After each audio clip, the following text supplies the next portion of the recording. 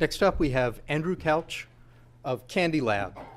Now, prior to CandyLab, he had a previous company, Platester, that let people identify and communicate with each other using their license plate. He had a successful exit with that company in 2010, and now he is CEO of CandyLab, and they are responsible for developing the app for this event. So if you're using the event app, you're using theirs.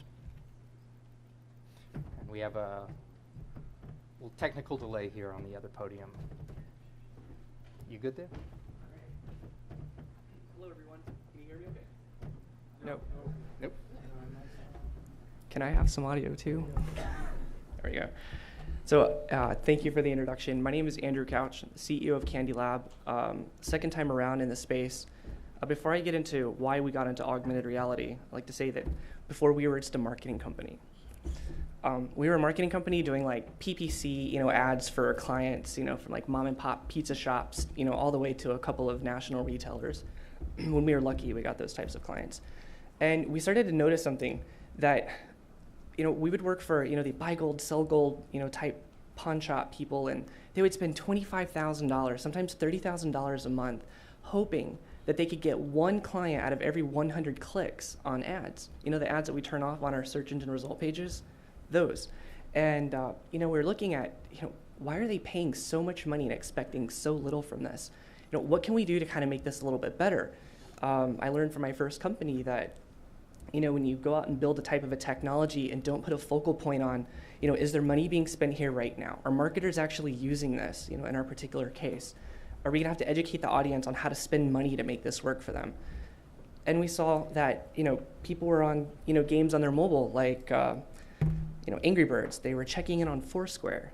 Their daily deal sites were blowing up an email coming in from Groupon and Living Social. We thought, how can we take all of this?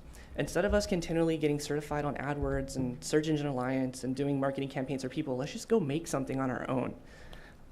Let's take all those and wrap it up into one app. Okay, now how are we gonna make this possible? We painted our whole wall chalkboard, and we drew out a bunch of pictures, and we said, okay, this is how this model can work. Let's take Google AdWords, Foursquare, and Super Mario Brothers, and let's bring them all together into the real world by location. And let's start putting some very relevant ads within about a 5-meter radius a marketer could link deals to, a consumer could interact with. And let's use that for our mom and pop clients. And that's just what we were thinking at the time. And when we started to do our research, we found there's no way to do this unless you use this technology, and we literally just found out about it that day 2 years ago. It's called augmented reality. And we thought it was great. We thought, okay, well, there's some limitations here. We're gonna have to actually have a consumer take their phone up to a picture and scan it, and for them to get this location-based ad. Okay, how do we educate the consumer now to go and do that? We did some beta testing. We were fortunate enough to be across the street from the convention center downtown San Diego. Comic-Con was going on. We heard on the radio, go to 4th and K, there's like a free t-shirt you guys can get signed by Chris Jackson, or whatever. We looked out our penthouse window and we saw maybe 300 people, moms carrying their babies, tripping all over everyone for a t-shirt. We thought, okay, I think we know what to do here. It's, I think we have something with this location services. We tried to use a couple of existing partners' products with image-based. We found that these 300 people rushing through, I want to convert every one of them over for a marketer. We couldn't get more than 5 people when we tried this method to stand in front of a poster to hold their phone and scan a target. We found that we were getting like 10 people standing back behind people, waiting their turn to go scan a marker. I'm like, okay, I'm not gonna do this again with this company. We're gonna do this right. We need to add GPS into this. We started to call a bunch of you guys up. Some of you may even remember talking to us. We were the guys that said, we know nothing about this tech, but we as a startup, we require it. So we took a step back and we read a bunch of resource books. We talked to some folks at MIT. We kind of flew some people in. We tried to just caveman our way through it. A year and a half later, we had location-based augmented reality. We just made it ourselves. And at the end of this year and a half, we finally put our model Cashtown atop of it. Worked by location. Wasn't sexy like a lot of what you guys probably have, but it worked for us. And from there, we started then our consumer pushing. This is about 7 months ago. And I'd like to play a video for you and to specifically how that works. We got a little creative with some of it.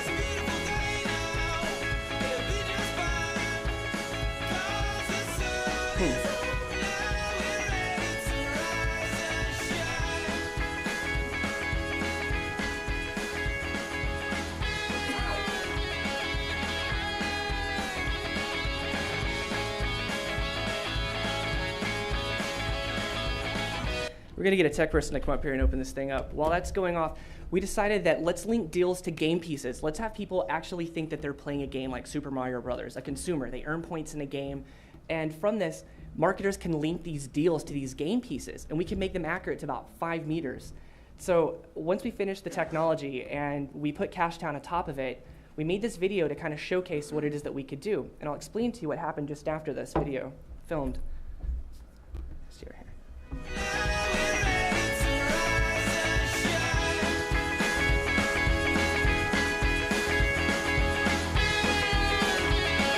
We're not actually floating stuff above the sidewalk. I wish we could.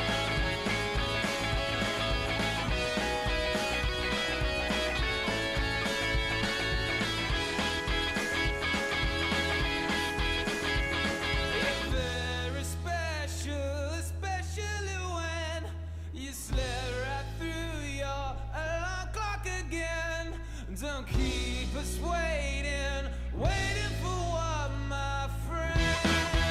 Oh, yeah. Get up out of your bed now. Waste your time, 'cause it's a beautiful day now. So you can see a few of these pieces were collected by location. She connected with some of her friends. And they all went to the movie theater, which was, maybe a block down the street in this video. And, the reason why we wanted it to work this way, now granted, we took some creative liberties and we made these items appear, with glass, it will certainly look like that. But with a mobile phone, you got to think when someone holds it up, they see this game piece by location, they can click on it. Well, what we found from mobile metrics beforehand when we were kind of forced to work with ad mob and stuff like this was that we could only make our ads accurate to maybe a zip code, with about 100 meters of accuracy at best, tap into hotspots and things like this, and we kind of knew what ad to put in front of someone that way. Well, when you kind of think the power of location-based augmented reality and a consumer can visually see something through their phone, you can make that accurate outside to about 5 meters.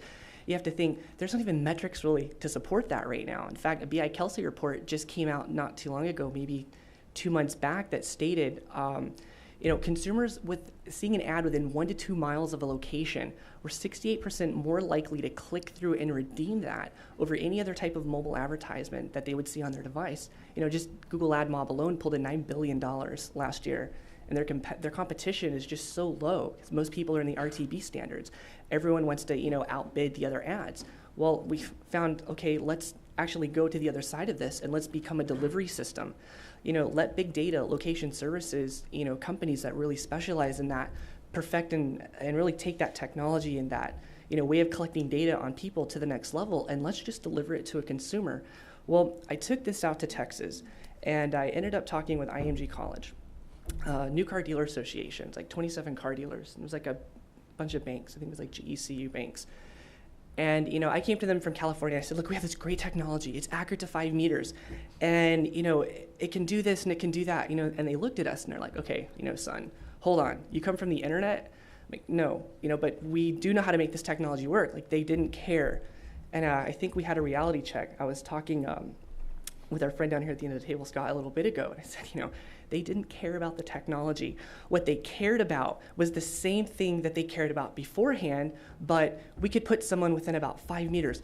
They cared, can you put someone on my car parking lot? Can you float one of those, whatever, augmented reality somethings on my car lot? So when my car salesman sees people going like this with their phone, we're gonna go out, put them in a car and test drive it. I said, yeah, that's specifically what we do. And I think then I started to learn that for those of you out here that are gonna get into AR, don't make the mistake that we did. And after a year and a half, think that, because you know a couple people at MIT and they helped you make this tech and it's not even really that great, that you're a tech company. Now, we still are salesmen, right? And if we don't get out and start to sell this tech, I'll use the word tech with us, we're gonna keep having these conferences. We're gonna keep saying about how great our tech is and how more accurate it is or how robust and how awesome it is. Let me tell you, people don't care. We got $30,000 for a beta test because we collected email addresses. We were ICANN compliant for people that downloaded this Cashtown app, collected car keys at Toyota car dealerships where maybe they win free football tickets to a college football game, to have a chance to kick a football at halftime to win a car, right? I think, if we would have thought like that, probably even during the process of building the tech, we probably wouldn't even had to have sought a lot of angel investment dollars. You know, we found that the sales that you can make off this tech, it's retarded. Taco Bell will pay you $15,000 to put your logo on a mobile screen that someone can see at a convenient time. You know, maybe it's at a baseball game when someone hits a home run and they happen to be the title sponsor of that game. They'll pay you money if everyone in that stand will just see that logo, right? There's no crazy tech in that, right? But what if that logo did something, right? This is where like the good folks at Total Immersion, you know, come in, or some other AR companies, Matayo, where now that Taco Bell logo could look like a baseball and fly out of the park, you know, with that. Okay, that's some user engagement, but they're paying you to put that logo on a device. It's still about interrupting and convincing a consumer. And really just wanted to share that with you, that, you know, we're probably one of the newest people on the space when it comes to the tech. But on the other hand of that, I'd like to share with you that there's nothing we've noticed going on that's any different than before AR was around. It's just a fun way for a consumer to interact with a brand message, in our case, kind of in a different way. You know, we certainly need to do our part, if any of you use location services, to educate the consumer, because we have seen people in the middle of the road kind of going like this, and they kind of get caught up into what they're doing. But, you know, a marketer absolutely loves that aspect of it, right? But, you know, let's be smart about how we go out and do this. But if there's anything I really wanted to do today with talking with you guys, was just to let you know, we had no idea about this tech. We just a startup from San Diego. We wanted to compete with AdMob, daily deal sites, and we wanted to make an app that kind of worked like a game to basically put coupons in front of people's faces. And we found it works. People love it. They interact with it. It's fun, but just don't talk about the tech so much when you're trying to get a sales contract, because I promise you they just don't care. All right. My name is Andrew Couch, CEO of CandyLab. Thank you guys so much for having us here.